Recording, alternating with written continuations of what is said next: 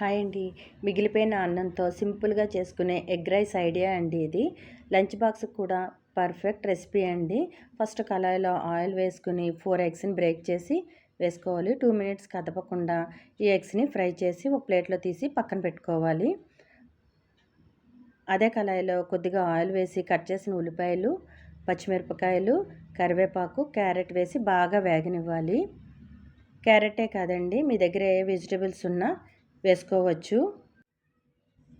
తర్వాత 2 కప్పుల అన్నం వేసి ఇందులో కారం, ఉప్పు, మిరియాల పొడి, కొద్దిగా పసుపు, గరం మసాలా ఇవన్నీ అన్నానికి పట్టేలాగా బాగా కలుపుకోవాలి.